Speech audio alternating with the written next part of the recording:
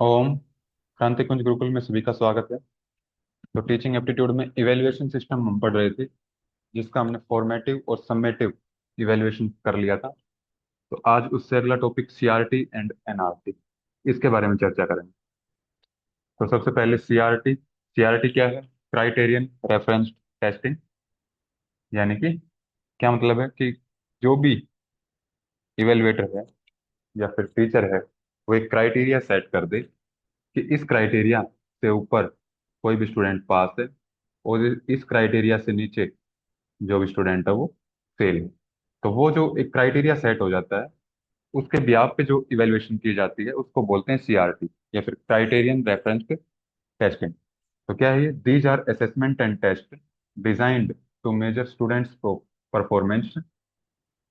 किसके लिए डिजाइन की गई है, कैसे मेजर करते हैं वो? Against a fixed set of criteria या फिर लर्निंग स्टैंडर्ड। एक फिक्स क्राइटेरिया बना दिया गया है। जैसे मान लिया 70% वाला पास है और 70% से नीचे वाला क्या हो जाएगा? फेल हो जाएगा। तो एक फिक्स्ड क्राइटेरिया बना दिया गया है। तो उस ब्याह पे जो इवेल्युएशन होती है उसको बोलते हैं सीआरटी। और ये सबका इंडिविजुअल होगा कि जैसे मान लिया एक स्टूडेंट ने लिए 70% मार्क्स, एक ने लिए 69%। ठीक है। तो इन दोनों का आपस में कोई रिलेशन नहीं। इसके 70 है तो ये पास है, इसका 69 है तो ये फेल क्यों है? क्योंकि वो एक क्राइटेरिया जो है उसके संदर्भ में बात करते हैं। एक स्टूडेंट के आपस में मार्क्स कितने आए हैं, एक दूसरे से कोई कंपैरिजन इसमें नहीं होता। ठीक है।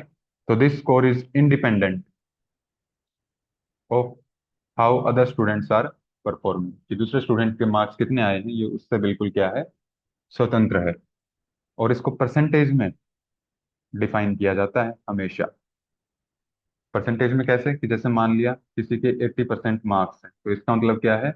जितने भी मार्क्स सेट किए गए थे उसमें से 80% उसने स्कोर किया है। कि जैसे मान लिया मैक्सिमम मार्क्स अगर 100 हैं तो उसके कितने मार्क्स हैं 100 में से? 80 हैं। तो इस तरह से परसेंटेज में ये डिसाइड होती है सीआरटी। उदाहरण के लिए जैसे अमित स्कोर्ड 95 या फिर 95% मार्क्स इन मैथमेटिक्स। कि जो मैथ्स का सब्जेक्ट है उसमें उसके 95% मार्क्स हैं। पहला एग्जाम्पल। दूसरा कि the typing speed of Devendra is 58 words पर मिनट। कि एक मिनट में वो 58 वर्ड्स क्या है उसकी परफॉर्मेंस को दिखाता है। अब देवेंद्र से अलग जितने भी स्टूडेंट्स होंगे उस क्लास में उनकी टाइपिंग स्पीड क्या है, उससे देवेंद्र की जो टाइपिंग स्पीड है उस पर कोई भी प्रभाव नहीं पड़ता है। ठीक है। तो इस तरह का जो इवेल्युएशन सिस्टम आता है उसको बोलते हैं सीआरटी। फिर इसके बाद है NRT, norm reference testing. Norm reference testing का क्या मतलब है? कि अब एक फिक्स क्राइटेरिया नहीं है, कोई भी एक फिक्स स्टैंडर्ड नहीं बनाया गया है, नॉर्म बनाया गया है।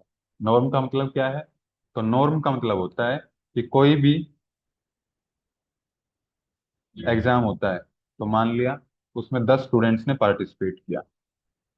अब 10 स्टूडेंट्स में से मान लिया दो ही उनको लेने हैं, तो जो टॉप के टू आएंगे, 10 में से टॉप टू आएंगे, वही क्या होंगे? क्वालिफाई होंगे। तो यानी कि अब स्टूडेंट्स का आपस में रिलेशन है कि एक दूसरे के नंबर जिसके ज्यादा आएंगे उसको सिलेक्ट कर लिया जाएगा और जिसके ज्यादा नहीं आएंगे उसको एक्सक्लूड कर दिया जाएगा। तो इस तरह का जो नॉर्म सेट होता है एक ग्रुप में उसको बोलते हैं नॉर्म रेफरेंस्ड टेस्टिंग। तो एनआरटी कंपेयर्स स्टूडेंट्स नॉलेज और स्किल्स टू द नॉलेज और skills of the norm group. कि जो एक स्टूडेंट की नॉलेज या स्किल है उसको बाकी जो नॉर्म के ग्रुप में जितने भी स्टूडेंट्स हैं बाकी उनके स्टूडेंट उन स्टूडेंट्स की नॉलेज या स्किल से उसकी क्या होती है? कंपैरिजन होती है। This test is use to ascertain an individual's status with respect to the performance of the other individuals on that test। कि बाकियों के कितने मार्क्स आए हैं इसके ऊपर क्या करती है वो? डिपेंड करती है। This is determined by comparing scores. इसमें स्कोर्स कंपेयर होते हैं, जिसके ज्यादा होते हैं वो सिलेक्ट हो जाता है against the performance result of a selected group of test takers. और ये किस में डिफाइन होती है? Defined in percentile. परसेंटेज और परसेंटाइल में क्या डिफरेंस है? कि जैसे मान लिया जो पीछे हमने किया था सीआरटी में, सीआरटी में हमने किया था कि जैसे मान लिया 80% उसके मार्क्स है, यानी कि 80 मार्क्स हैं उसके 100 में से, ये उसकी परसेंटेज को शो करता है। लेकिन परसेंटाइल क्या चीज होती है कि जैसे मान लिया दो सिलेक्ट किए हैं, तो जो फर्स्ट नंबर पे है, फर्स्ट नंबर का मतलब क्या है कि 100 परसेंटाइल है इसका स्कोर। 100 परसेंटाइल का क्या मतलब है कि इसने जो भी 100%, इसके खुद के अलावा जितने भी 100% स्टूडेंट्स थे सबको क्या कर दिया है, पीछे छोड़ दिया है। तो ये होती है परसेंटाइल। जैसे कि एग्जाम्पल में देख लेते हैं कि Amit stood third in the mathematic test, कि एक मैथ का टेस्ट हुआ था, उसमें 10 स्टूडेंट्स ने पार्टिसिपेट किया, एक के आए, मान लिया मैक्सिमम मार्क्स उसमें 50 थे, और 10 स्टूडेंट्स ने मिलकर वो 50 नंबर का टेस्ट दिया। तो एक के आए 49, फिर एक के आए 48, एक के आए 45, एक के 39, एक के आए 50, और एक के आए हैं आपके मान लिया 19। तो इसमें से क्या हुआ, थर्ड नंबर पे है वो, बाकी मान लो इससे कम ही स्कोर है। तो फर्स्ट नंबर पे जिसका है, उसने 50, जिसके 50 में से 50 नंबर आए हैं, उसने 100 परसेंटाइल स्कोर किया है, यानी कि 100% स्टूडेंट को क्या छोड़ा है, पीछे छोड़ा है। जो दो नंबर पे आया है 49, यानी कि उसने 98% स्टूडेंट्स को पीछे छोड़ा है। और 48 जिसके आए, यानी कि वो थर्ड आया है, यानी कि स्टूडेंट्स के आपस में कितने मार्क्स हैं उसके हिसाब से पोजीशन सेट होती है, तो इसको बोलते हैं एनआरटी। दूसरा एग्जांपल आपका, राजेश स्कोर्ड 98 परसेंटाइल। अब 98 परसेंटाइल का क्या मतलब है कि which means only 2% candidates scored better than him, कि 2% स्टूडेंट्स ऐसे हैं किसी के जिसके 99 भी होंगे, या 100%, 100 परसेंटाइल भी होगा किसी का। तो यानी कि 2% कैंडिडेट्स जो थे उन्होंने राजेश से ज्यादा स्कोर किया है। ठीक है। तो मेनली ये कॉम्पिटिटिव एग्जाम्स जो भी होते हैं उसमें एनआरटी का प्रयोग किया जाता है। ठीक है।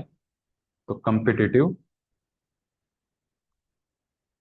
एग्जाम्स के लिए उसमें स्टूडेंट्स के मार्क्स ही देखे जाते हैं उसमें, कि किसके ज्यादा हैं, जो ज्यादा है वो सिलेक्ट हो जाता है, और जिसके कम है वो रिजेक्ट हो जाता है। तो ये था आपका सीआरटी और एनआरटी इवेल्युएशन सिस्टम। अब इसके कुछ पीवाईक्यू देख लेते हैं। नवंबर 2020 में पूछा गया है आपका, when the test data tells us about a student's level of proficiency in a defined area, the procedure of evaluation is called, कि किसी एक डिफाइंड एरिया में स्टूडेंट्स का लेवल पता लगता है। तो लेवल पता करने के लिए आपकी क्राइटेरिया होना चाहिए। तो क्राइटेरियन रेफरेंस्ड टेस्टिंग, सीआरटी इसका आंसर हो जाएगा। फिर इसके बाद सितंबर 2020 में पूछा गया है, while reporting the result of assessment, एक कॉलेज टीचर, एक टीचर क्या करता है, मेक्स यूज ऑफ परसेंटाइल। तो परसेंटाइल आ गया है, तो इसमें आपको पता लगना चाहिए कि ये एनआरटी की बात कर रहा है, नॉर्म रेफरेंस की।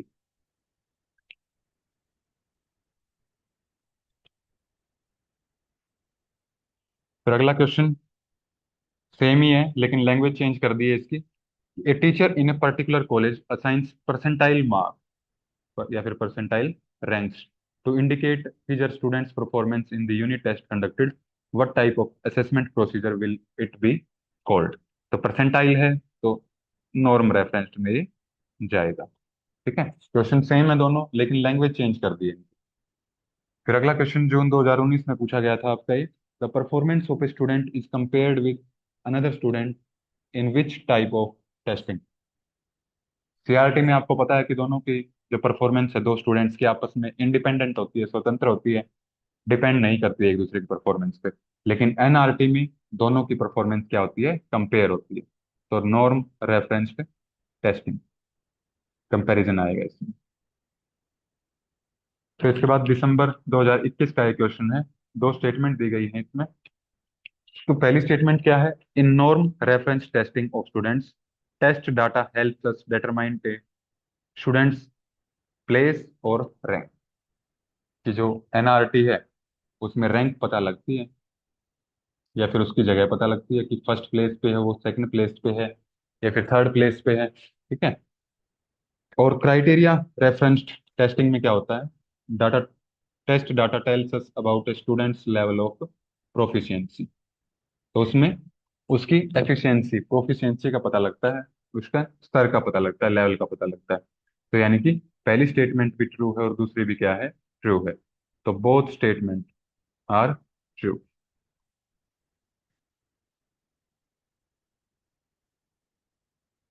तो ये थे आपकी कुछ पीवाईक्यू। इतना ही रखेंगे आज का।